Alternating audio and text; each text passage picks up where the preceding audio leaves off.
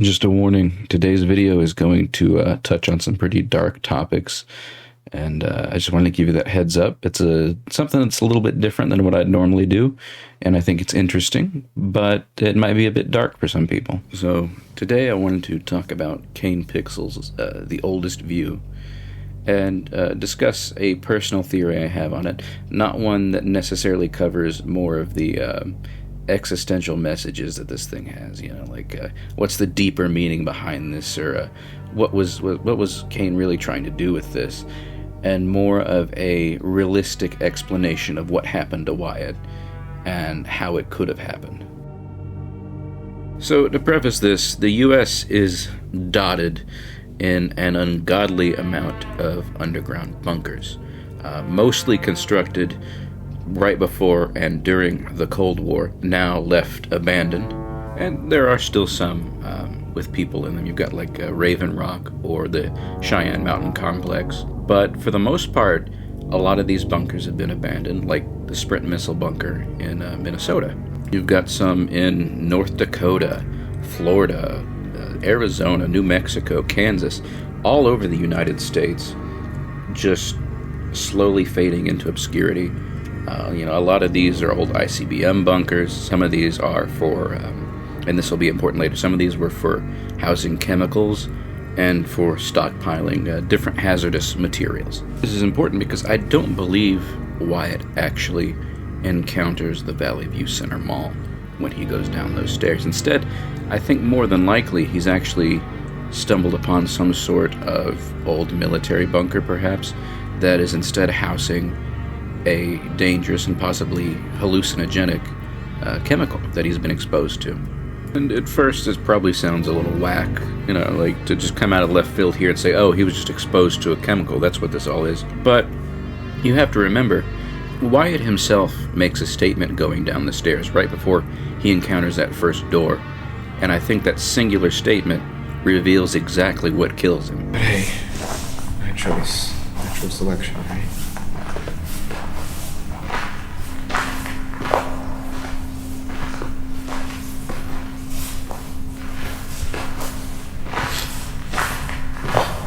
Smelling like cut grass, like when you mow the lawn.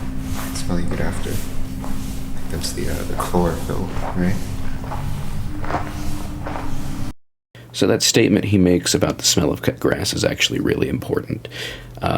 It kind of has two meanings. For one, the grass itself, whenever you cut grass, it kind of releases this odd sort of odor, the smell that you would typically associate with grass being cut. That is actually a chemical warning that the grass is giving off, basically saying, hey, we're damaged, something is killing us, we're in trouble. It's a warning to the other grass, basically. But it has a secondary meaning as well. For those of you that don't know, that smell is typically associated with a gas known as Phosgene. Now, as far as toxic gases go, Phosgene is a little bit obscure, but it's a toxic, colorless gas with a smell that does typically resemble the odor of freshly cut grass or hay. It was used in World War I, deployed as a chemical weapon, and also has a lot of industrial uses as well. And the reason I point this out is it seems almost after he makes that statement, the video changes a little bit. We notice as he goes down that stairway, it's getting darker. He's about to encounter that door that leads to the mall. And he also enters a really odd-looking room. It's rusted, there's mold everywhere, there's this kind of creepy-looking wooden door. It looks worn down, and I think that's all really important to note. And as he walks into this room, it's got a bit of a creepy vibe to it. There's a drain in the middle of the floor, there's this grating running along the wall. It looks like some sort of liquid could probably flow down in there. At the end of the room is another standing grate that he later crawls under to get into the mall. And you notice there's mold and rust everywhere. And this is where we get a little dark, because it almost reminds me of something like a gas chamber like you might see at Auschwitz, or perhaps maybe a little less stark, something like a decontamination room, maybe for someone that's handling hazardous chemicals and material. Something where some sort of chemical or gas or waste material is being disposed of, and this is like the runoff for it. For a little background here, I'm not an expert on these things. I'm pointing this out because I do have some experience with handling hazardous chemicals. I worked for a while as a dental tech and also did some hazardous material collection. In that time, did some training stuff with firefighters, did a seminar on handling hazardous materials, finding things like gas leaks or how to get rid of materials that would be considered too dangerous to dump, stuff that's a little harder to dispose of. And this is one of the things we picked up on was Phosgene. One of the guys training us was a firefighter and had noted that a lot of fires involving polycarbonates and textiles sometimes do have Phosgene in like the smoke because of the way those materials get burned up and it generates that gas. So almost immediately, because at the practice I worked at, we did have a room where you would handle these materials. It kind of gives me that same vibe. I mean, of course, it's not that exact layout. It's a much more modern design. But kind of get the same vibe from it.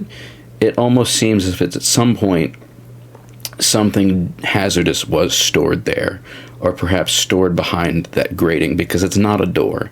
If you look at that room, what he's looking at is not a door. That is some kind of metal grate designed to act as like a barrier. And you could argue, that, of course, that that grating maybe at one point was a door. As far as bunker designs like that go, typically when you're handling hazardous material like that, you want to seal it off. It seems to me that more than likely, if it was a doorway, it was to store those materials and then eventually block it off with that grating. You can store Phosgene. You can put it in a container and then store it like that. One thing that was listed in the document earlier from the CDC that I showed you was that Phosgene is actually heavier than air. So what tends to happen is it will look for the lowest point in an area and sink down towards it. And as you note, he's going down that staircase and it's getting colder and colder and he's going deeper and deeper. That's when he first encounters that smell. More than likely what he's done is he's wandered into this patch of Phosgene or an area where it or some similar chemical was stored. So now we get to the part that's maybe a little harder to explain, which is the mall itself, why its encounter in the mall with the giant. I don't have much of an explanation for it that would be realistic, other than that maybe it's some sort of reaction or hallucination due to the Phosgene or whatever gas it was he was exposed to. It almost seems to me like this was some sort of trauma response. He very obviously, after that first encounter, he's spooked, and I feel like the second time he comes back down, he seems a bit maybe paranoid, or he just seems anxious. And of course, maybe it's because he was spooked by the first encounter, and it was maybe a little odd to encounter something like that. Definitely something that would leave you questioning a lot of things. But it seems to me that perhaps that was due to chemical exposure. I wouldn't think it's beyond the realm of reality here. Phosgene itself doesn't have any major hallucinogenic effects, but any sort of exposure to a toxic gas like that can damage your brain. Phosgene typically targets the lungs and eyes, but has been known to cause other issues like oxygen deficiency, heart problems, cancer, a number of pretty horrible effects on the human body, similar to what chlorine gas or mustard gas might cause. So it's not beyond the realm of reality that he might be experiencing at least some kind of minor hallucination. Firefighters that encounter Phosgene gas and are exposed to it will sometimes freak out or have the same kind of effect, where they might suffer from maybe mild hallucinations, or they might have panic attacks, or get lost during their firefight. They lose their bearing and they can sometimes freak out. It does happen. So it's possible that perhaps Wyatt was exposed in the same kind of way, and instead of being in a mall, which he thinks he's in, he's actually just stuck inside a bunker, being exposed to more and more gas. And again, I want to stress this, I'm not an expert. This is just from the limited personal experience I have with handling hazardous materials and some of their own effects on me. I have been exposed to hazardous gases gas leaks, methyl methacrylate spills, and have suffered from some of these effects, though on a very minor scale. And I think another thing you could note as far as hallucination goes, some of you might have experience with psychedelics, and while I won't go into the specifics of that with me, some people do often notice that sometimes when they're under the influence of these drugs, even if that's not something that makes them full-on hallucinate, they will still have a warped sense of reality. You might be in a place that you've been in 1,000 times, but you walk outside or you go to a different room, and what would normally not be a big deal, suddenly it's like a completely alien space to you. You've transitioned into this unknown area. It's possible that he really is just suffering from some sort of extreme hallucination. This could just be an effect of this gas, and what we're seeing is either completely made up, or something that I might touch on later is maybe it's something that is just kind of hidden away in the back of his mind.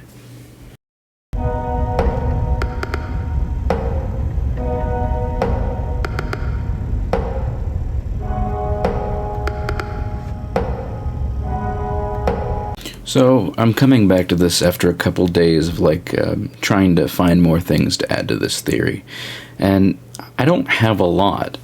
Again, there's so many facets of this that kind of float more towards, what is the true meaning of this video, or interpreting a message, and trying to find realism in something like that can be a little difficult. And again, I'm drawn towards pictures of old military installations, bunkers, old clean rooms, and chemical storage. I can't shake that kind of image. It seems to me that wherever Wyatt's at, it seems to be some sort of underground installation. And I don't mean like a fallout shelter that's got a movie theater and a mall in it. That seems really out of pocket, even by today's standards. With the absolute scale of this mall, it just doesn't seem plausible for it to be any kind of fallout shelter or a bunker built with the idea of containing a lot of people in a shopping center. It just doesn't make a ton of sense. Again, I think more than likely he's just found himself in some sort of military installation meant for storing hazardous material. And now we come to this point where we have to discuss the giant, this thing that's been following him around the mall, this giant sculpture of Julian Reverchon. And I don't have a ton to work with on that. The only thing I can really think is, given Wyatt's previous interest in botany, and while we know he is no longer enrolled in that class, it seems maybe somewhat plausible that he had some awareness of Julian Reverchon and his work as a botanist. And it's not really anything concrete, but it's at least something. That's the only thing I could think of where it would be like a realistic reasoning to have him in this hallucination. The other really important detail regarding the mall itself is if you go look at the date of Wyatt's trail camera footage, it's May 21st, 2023. This is important because the Valley View Center Mall was demolished the same month, just a little bit earlier. The date that I found here suggests it was on March 17th, or the week of March 17th is when it happened. So as far as I can tell, maybe it's possible that Wyatt, and maybe he didn't realize this as he was filming, but maybe he had heard of this at some point, maybe in passing, or had read it on the news and seen that this mall was being demolished. And, it's not concrete like the giant theory, but maybe it's possible that it's just been sitting somewhere in his subconscious, and once he starts hallucinating, this is what he falls back on. I mean, part of what this series involves is this idea of nostalgia, and it wouldn't seem out of character, I think, for someone who is hallucinating to perhaps fall back on childhood memories, or to use those as a way to, perhaps give themselves some kind of comfort. Even people, when you're under an anesthetic, you'll often have people that basically go into a dream state, myself included, where I don't even realize that I'm, in surgery. I don't feel like I'm asleep. I'm more like I'm just dreaming.